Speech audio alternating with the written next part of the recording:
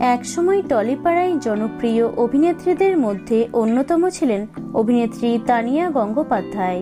Colours বাংলার ধারাবাহিক মা দুর্গার মাধ্যমে অভিনয় জগতে পা রেখেছিলেন তিনি। ধারাবাহিকে মা লক্ষ্মীর চরিত্রে অসাধারণ অভিনয় করে সকলের নজর কেড়েছিলেন তিনি।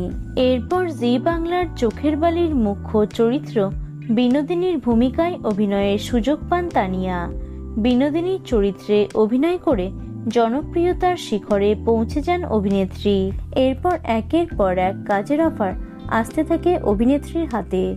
জীবনজ্যোতি, দুগ্গা দুগ্গা, সাত ভাই চম্পা, ভক্তের ভগবান শ্রীকৃষ্ণ সহ একাধিক ধারাবাহিকে অভিনয় করেছেন তিনি। শুধু তাই নয়, খল চরিত্রেও প্রশংসা কুড়িয়েছিলেন তিনি। বড় পর্দাতে রাজকাহিনী এবং অতিথিতেও ক্যামিও চরিত্রে অভিনয় করেছেন তিনি।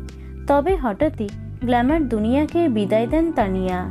2019 সালে 1 ডিসেম্বর পুলিশ অফিসার অভিষেক মণ্ডলের সঙ্গে বিবাহ বন্ধনে আবদ্ধ হন অভিনেত্রী।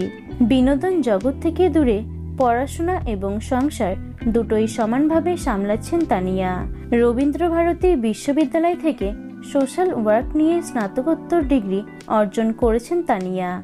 বহু বছর হলো লাইট, ক্যামেরা, অ্যাকশনের দুনিয়া থেকে নিজেকে সরিয়ে নিয়েছেন তিনি।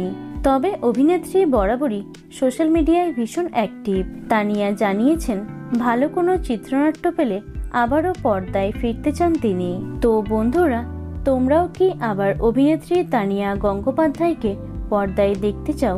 অবশ্যই কমেন্টে জানিও। ভিডিওটি লাইক এবং শেয়ার করো।